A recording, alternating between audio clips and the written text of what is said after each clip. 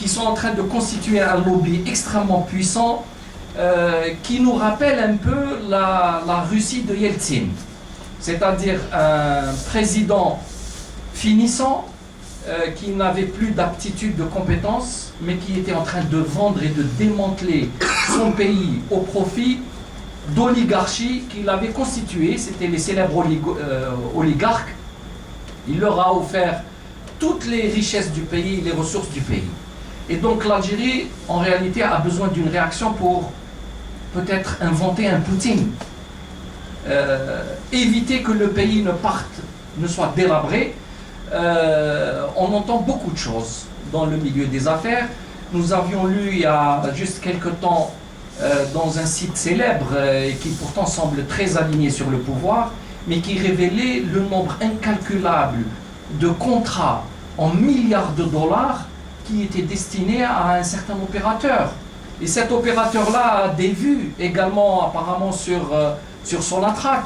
Certains ont même fait le lien entre les changements de direction à Sonatrach et ses exigences à lui. Je ne sais pas si c'est vrai ou pas, mais il n'y a jamais de fumée sans feu. Il y a quelque chose qui couve dans le pays. Si le pays doit être démantelé au profit de ces groupes d'intérêts, je pense que définitivement les Algériens perdront la souveraineté du pays. Ce sont des groupes qui sont prêts à se lier à des centres d'intérêt étrangers et ils finiront par désosser le pays. Voilà le danger qui nous guette. Ça, c'est un courant. L'autre courant maintenant, dans sa multiplicité, dans son hétérogénéité, dans ses analyses peut-être différentes, mais qui a au moins ce point en commun, c'est de dire non au démantèlement du pays et de se positionner dans l'opposition. Je pense que la majorité de ces partis politiques, de ces personnalités, se retrouvent maintenant dans l'instance de consultation et de suivi, c'est l'ICS. Encore une fois, ce n'est pas pour faire un programme commun ou pour faire un projet commun, mais à la limite, il y a cet élément-là qui nous lie, c'est de défendre le pays dans son intégrité, et je pense que c'est salutaire pour le pays et pour la population. Alors, le message qui est envoyé par derrière, c'est de dire aux Algériens, voilà, l'opposition sait se parler, elle a mûri, elle a dépassé des contradictions qui étaient gravissimes, elle peut demain constituer une alternative viable au régime de M. Bouteflika.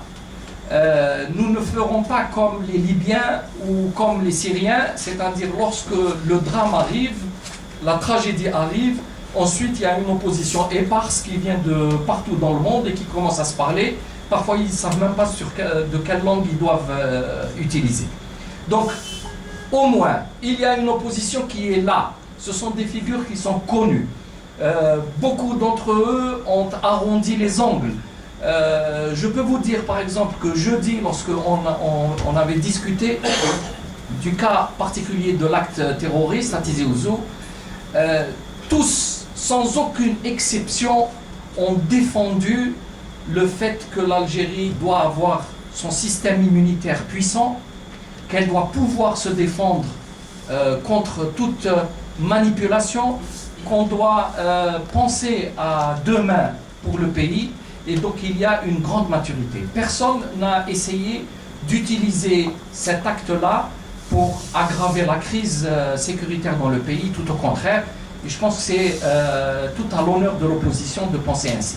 Donc juste pour résumer ma position. Aujourd'hui, il n'y a plus de position idéologique, il n'y a plus de position économique au sens classique qui différencie les uns et les autres.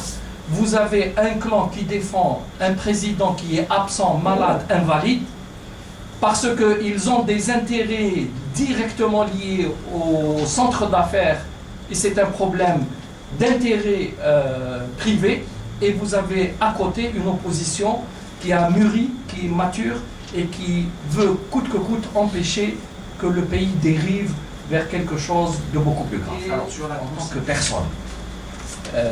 Ce sont des citoyens algériens. Bien entendu, ça renvoie à leur ancien parti qui a été dissous, mais j'ai eu l'occasion de le dire franchement, y compris dans une télévision qui leur est peut-être proche.